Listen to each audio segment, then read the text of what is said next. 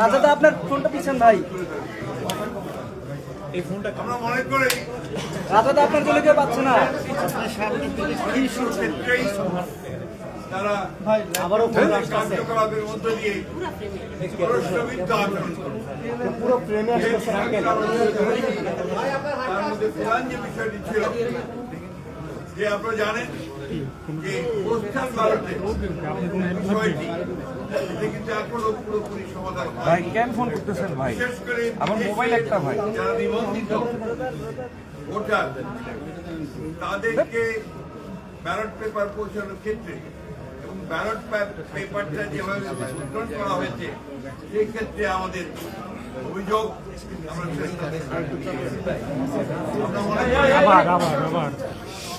আমরা মনে করি এই ব্যালট পেপারটি সঠিক নয়। এখানে পক্ষপাতিত্ব করা হয়েছে, কোন একটি দলকে বিশেষভাবে সুবিধা দেওয়ার চেষ্টা করি। আমরা নির্বাচন কমিশনকে এটাকে পরিবর্তনের জন্য আহ্বান জানাই।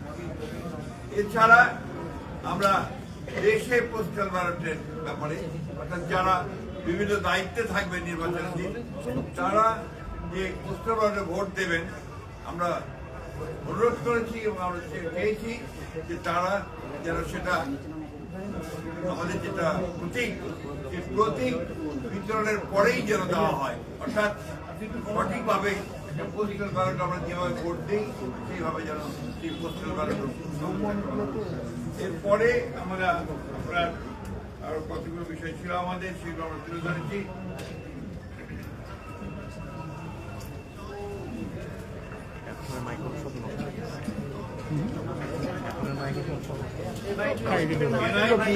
বিকাশ নম্বর, মোবাইল নম্বর সংগ্রহ, জামাতে নির্বাচনী কর্মীরা বাড়ি বাড়ি গিয়ে এনআইডির কপি, বিকাশ নম্বর, মোবাইল নম্বর সংগ্রহ করছে, যা ব্যক্তিগত গোপনীয়তা ভঙ্গ, ক্রিমিনাল অফেন্স।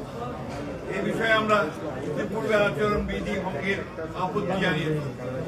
এই বিষয়ে জরুরি পদক্ষেপ গ্রহণ করা বলে প্রয়োজন বলে আমরা মনে করেছি এবং সেটা আহ্বান জানিয়েছি। লেভেল প্লেইং ফিল্ডে বাংলাদেশ জাতীয় দল বিএনপি আসন্ন জাতীয় সংসদ নির্বাচনে সুষ্ঠু আবার অংশগ্রহণমূলক গ্রহণযোগ্য করার জন্য লেভেল প্লেইং ফিল্ডে বিশ্বাস। এই জন্য আমাদের দলের চেয়ারম্যান ব্যক্তিগত সফর বাতিল করেছেন, অথচ বিভিন্ন রাজনৈতিক দলের দলীয় প্রধান সহ অন্যান্য গুরুত্বপূর্ণ ব্যক্তিরা প্রতিনিয়ত আচরণবিধি ভঙ্গ করে দলীয় প্রচারণা চালাচ্ছে। এই বিষয়ে আমরা জরুরি ব্যবস্থা গ্রহণ করার জন্য অনুরোধ জানিয়েছি।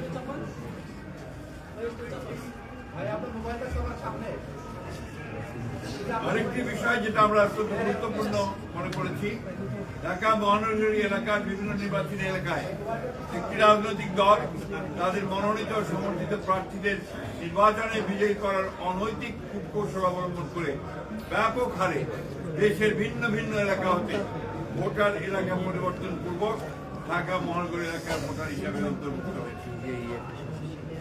মোট কত সংখ্যক ভোটার কোন কোন এলাকা থেকে ঢাকা মহানগরীর কোন কোন এলাকায় সংসদীয় নির্বাচনী এলাকায় কোন কোন তারিখে এবং কি কারণে স্থানান্তর করা হয়েছে, ঘোষিত কারণসমূহ স্থানান্তরিত ভোটারদের বিস্তারিত বিবরণ জরুরি ভিত্তিতে আমাদেরকে সরবরাহ করার জন্য আমরা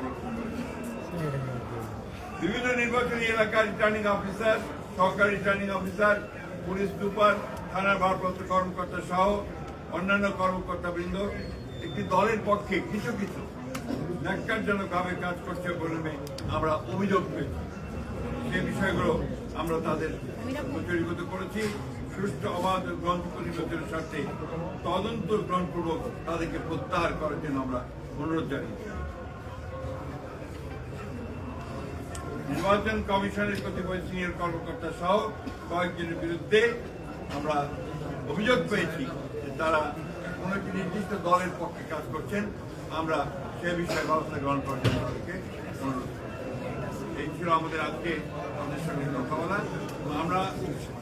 লক্ষ্য করেছি যে দুর্ভাগ্যজনকভাবে বিএনপি সবসময় নির্বাচন কমিশনকে সহযোগিতা করে এসেছে সুষ্ঠু আবার নিরপেক্ষ নির্বাচন। দুর্ভাগ্যজনকভাবে কতগুলো বিষয় আমরা লক্ষ্য করছি যে পক্ষপাতমূলক ব্যবস্থা গ্রহণ করা হচ্ছে এবং সেই ক্ষেত্রে কিছুটা বায়াস একটা অ্যাটিটিউড আমরা লক্ষ্য করি।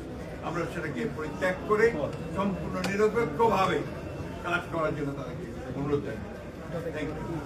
এই নির্বাচনের আগে অবসর আগে এত অভিযোগ, সেক্ষেত্রে শেষ পর্যন্ত মানে আপনি কি মনে করছেন যে কমিশন দ্বারা সুষ্ঠু স্বাভাবিক নির্বাচন করা সম্ভব? আমরা সবসময় মনে করেছি যে এই কমিশন দ্বারা সুষ্ঠু নির্বাচন সম্ভব যদি সমস্যাগুলোকে সমাধান করা যায় বা আমরা যে বিষয়গুলো তাদের সামনে এনেছি তারা সেগুলো সমাধান করতে পারে।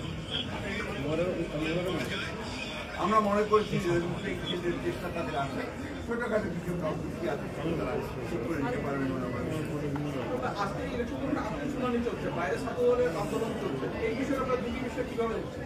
ছাত্র দলের আন্দোলন তো তারাও করবেন, তারা কিভাবে কেন করছেন কি ব্যাপার তাদের বিষয়।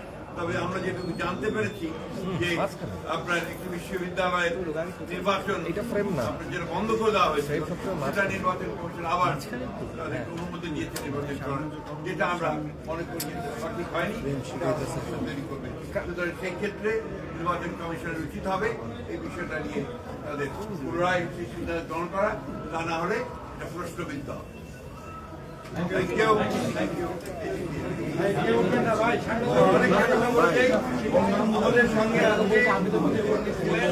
আমাদের জাতীয় স্থায়ী কমিটির সদস্য এবং আমাদের নির্বাচন পরিচালনা কমিটি